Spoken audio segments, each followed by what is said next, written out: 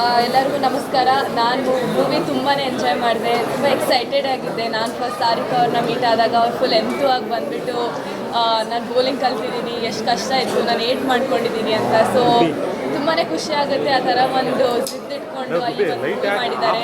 So ಅವ್ರಿಗೆ best wishes ಹೇಳ್ತೀನಿ, ಇದೇ ಥರ ಮುಂದೆ ದೊಡ್ಡ ದೊಡ್ಡ ಮೂವಿ ಮಾಡ್ತಾ ಇರಲಿ. ಸೊ ಈ ಒಂದು ಮೂವಿ ತುಂಬ ಇನ್ಸ್ಪೈರಿಂಗ್ ಆಗಿತ್ತು. ಕ್ರಿಕೆಟ್ ಆಡೋದಿಷ್ಟು ಈಸಿ ಅಲ್ಲ, ಬಟ್ ಎಲ್ಲರಿಗೂ ಡ್ರೀಮ್ ಇರುತ್ತೆ ಆಡೋಕ್ಕೆ. ಸೊ ಹಾರ್ಡ್ ವರ್ಕ್ ಮಾಡ್ತಾನೆ ಇದ್ದರೆ ಖಂಡಿತ ಆ ಡ್ರೀಮ್ಸ್ ಅಚೀವ್ ಆಗೇ ಆಗುತ್ತೆ. Thank you. Okay Ranganna,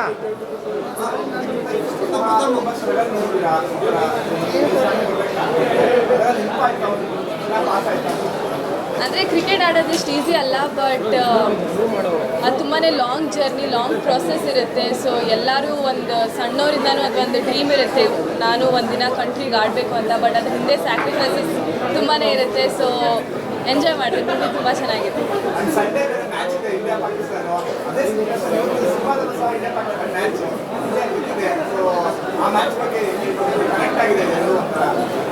India Pakistan match ಅಂದಮೇಲೆ ಎಲ್ಲರಿಗೂ ಒಂದು ಕುತೂಹಲ ಇರುತ್ತೆ. ಹೋಗ್ಬಿಟ್ಟು ಎಷ್ಟು ಯಾವುದೇ ಟೈಮ್ ಇರಲಿ ಎಲ್ಲರೂ ಅವರು ಟಿ ವಿ ರಿಮೋಟ್ಸ್ ತೊಗೊಂಡ್ಬಿಟ್ಟು ಟಿ ವಿ ನೋಡ್ತಾ ಇರ್ತಾರೆ. ಸೊ ನೋಡೋಣ, ಹೋಪ್ಫುಲಿ ಸಂಡೇ ಮ್ಯಾಚ್ ಇದೆ. So hoping for the best.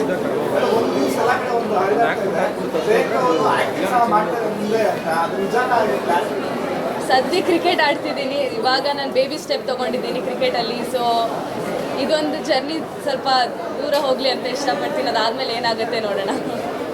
Thank you.